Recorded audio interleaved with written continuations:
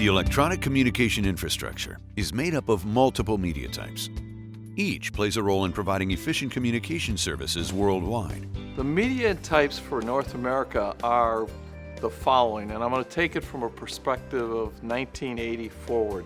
Clearly, fiber optics is a major media type. The second would be copper twisted pairs or LAN cables. The third is something that is waning in the marketplace, and that's coaxial cables, mostly for TV.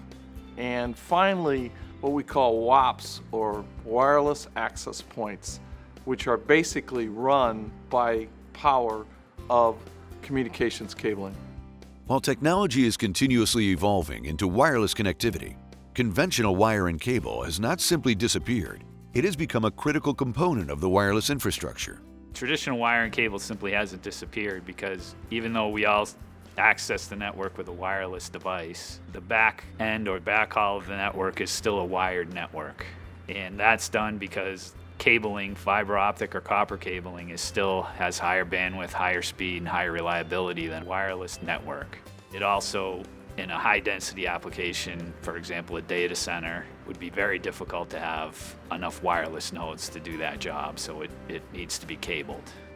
Performance demands on communication cables have increased with a desire for everything to be faster, smaller, smarter, and more efficient. 15 years ago, we weren't doing online banking. We also weren't doing online retail, which is a booming industry right now. But we're also doing a lot of other things. We have Skype where we're watching video as well as our voice over these transmissions media.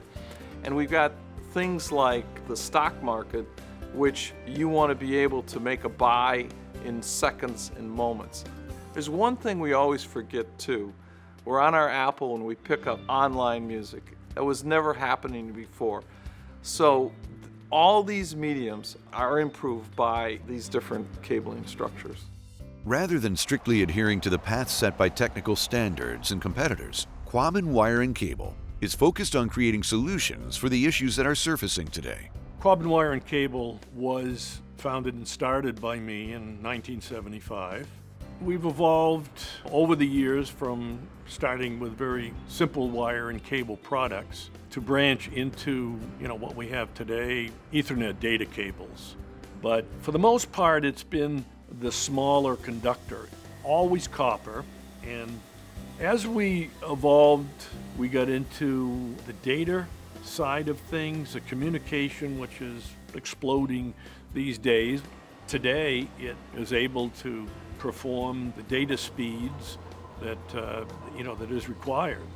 We're driven by what the customer demand is there. We work with both our own people and outside rep firms to talk to the customer, to find out really what their challenges are, what their problems are, and to see if we can uniquely solve those problems. We do what we say we're going to do when we do it, and I think we can make it better and faster and with a higher value. Manufactured in the USA, Quabbin maintains the level of quality and reliability that is associated with being American-made. For me, with American-made, I associate that with a sense of pride. And I think that the employees at Quabbin Wire have this sense of pride that comes along with their work.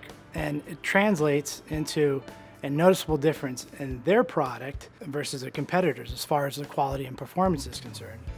American-made to me also means that we're supporting our local economy. So since Quabbin manufactures here in Ware, Massachusetts, all of the revenues that they generate are being pumped back into the U.S. economy, which is always a good thing.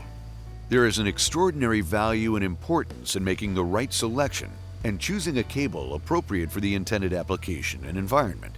I think that the employees at Quabbin kind of hold themselves to a higher standard than what the industry expects.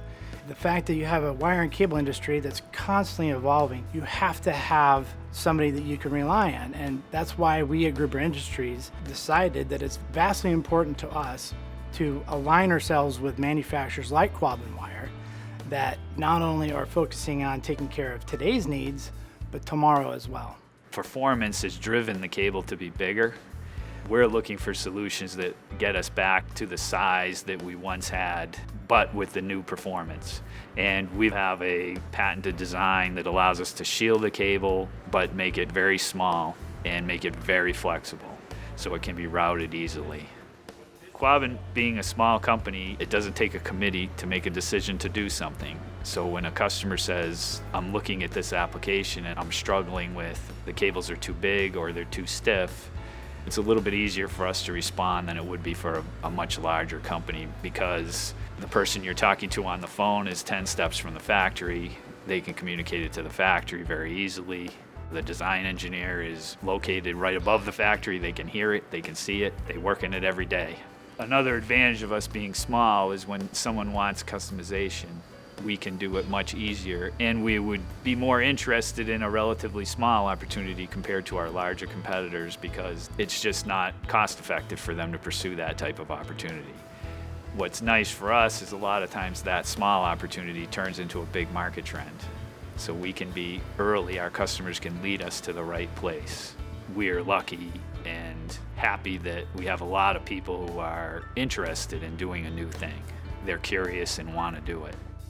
For more information, visit www.quabbin.com.